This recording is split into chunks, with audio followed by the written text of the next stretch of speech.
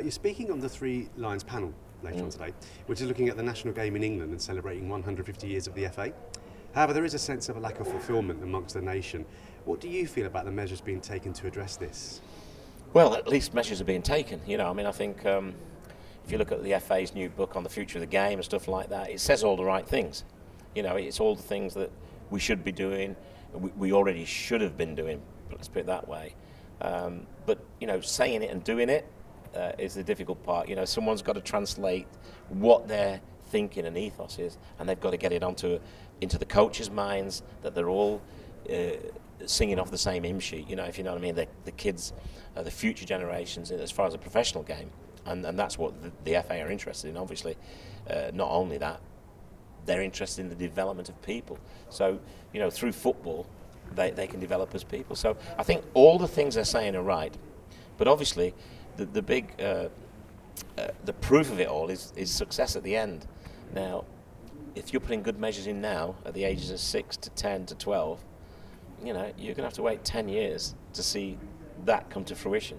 So it's not an overnight fix. Nothing ever is. And I mean, I want to see, like every Englishman, I want to see English football advance. At the moment, I think we're a bit behind. No, I don't think. I know. Because the results tell you that. And do you think there has been a problem with the saying and doing in the past? I think that's always the big problem, not just in football, in life. A lot of people talk a good game, but then, someone's got to go out and deliver this. People giving, it's only the start that, it's not the end to say, we're going to do this, we're going to do that, we think this is right, we think that's right. That's the start. Who's going to do it? Who's going to take it out there? What are these people like? How well trained are they? What is their, what are they thinking about what they're delivering? Do they believe in it? Do they really believe in it? So once they get all that together, then it'll be like a tidal wave. But it takes a while. A lot of people involved at grassroots level, guys who've got to get up in the morning in a cold environment and go out there and with the enthusiasm to get that message across. So, just saying it's okay, sounds good. And can you think of any places around the world where this does happen effectively? Well, certainly, I think Spain is one where, if you just look how many coaches there are to 16 kids or 20 kids in Spain, one coach. Here, we don't have that, not yet. We're spreading ourselves too thinly. There aren't enough people doing it. Lots of dads are coaching teams. Nothing wrong with that. But, sometimes you feel that they have got to go and get themselves a little bit more qualified. Not just the fact that your son plays in the team is enough to make you a coach. You've got to go and learn. Are they willing to go and learn the things? And, we'll get all these answers over the next few years, but it'll be judged by how successful we are at the very top level. So obviously you won the European Player of the Year, as did your co-panelist today, Michael Owen, who was the last English player to win this particular accolade. What can we do to develop more English players capable of winning this sort of recognition? Well, first of all, the onus is on every young English player who aspires to be a professional to say, what am I going to do about it? The challenge is to them. It's not really to the FA or anyone. The challenge is personal. It's, I want to be a footballer. You guys are coming over from wherever you are and taking my job. Why? And the answer is because they're better than you are. So what are you going to do about it? I'm going to train harder. I'm going to work harder on my skills. I'm going to be more professional.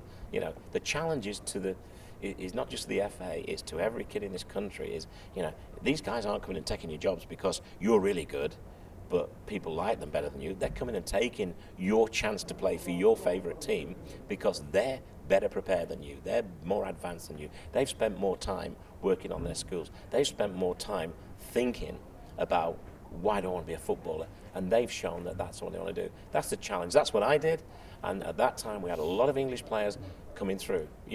Now we had the Scots were the big danger then to us because they were coming down, but now we've got teams that are going out that there's no English players in them. So where are they going to develop? How are they going to be able to play for England if they're not playing in the Premier League?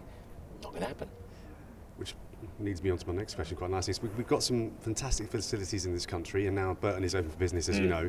Do you think we have cultural issues that affect the development of players and a successful national team? I don't know what the answer to that is because I don't know what goes on all around the country. We have a lot of issues of getting kids. It's dark at 4 o'clock in this country, right through the winter. So we've got to get better indoor facilities. We've got to make them more accessible. We've got to, if they're accessible, we've got to get more coaches willing to spend that time at night, because don't forget, they've got families, they've got kids, you know, so it's a whole massive raft of issues that have got to be addressed. But yeah, I think we've become a nation that we don't go out in the parks now so much and kick a ball around like we used to. So where are we going to learn those skills? So it needs more organised. You're not going to let your kid go to a park now. No. You know, like I used to go out, and when I think about it, 7, 8, I used to walk 2 miles to have a game of football on my own. You know, would you like your 7-year-old kid to do that? You wouldn't do it. So you've got to drive him there. So a lot of the things have changed. And the FA in this country, I think, are trying to address those issues. But will it happen overnight? I think the answer to that is no. Will it happen long term? Yes, if everyone's resolve and everyone's determination is enough to push it right through to its the end, which is producing 10, 20, 30 players in each region who have a possibility to play at the highest level. That would bring England back into the fold, I think. You know, I mean, we're 4th in the world at the moment, but we're still behind.